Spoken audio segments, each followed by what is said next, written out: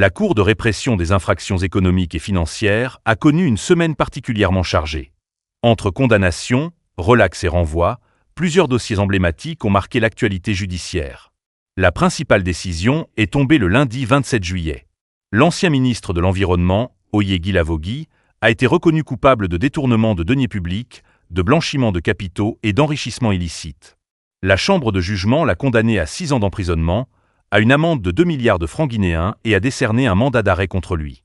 Ses biens saisis à Conakry, Kindia et Massanta sont confisqués.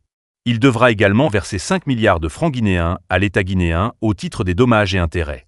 En revanche, plusieurs délibérés ont été reportés après les vacances judiciaires. C'est le cas du procès de l'ancien président de la Cour constitutionnelle, Mohamed Lamine Bangoura. Le verdict est désormais attendu le 14 octobre.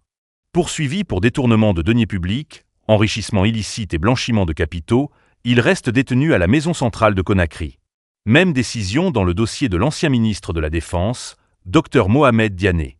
La Chambre des appels a prorogé son délibéré au 15 octobre, expliquant que l'arrêt n'était pas encore finalisé.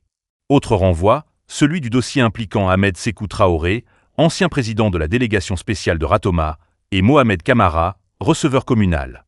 Poursuivis notamment pour détournement de deniers publics et corruption dans une affaire portant sur 32 milliards de francs guinéens, ils comparaîtront finalement le 12 octobre.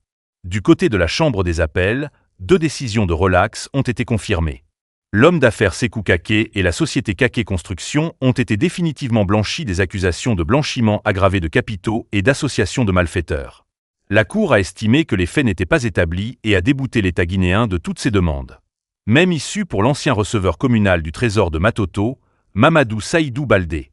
Poursuivi dans une affaire portant sur 46 milliards de francs guinéens destinés au paiement des pensions, il a vu sa relaxe confirmée en appel. La Cour a conclu que les infractions reprochées n'étaient pas constituées.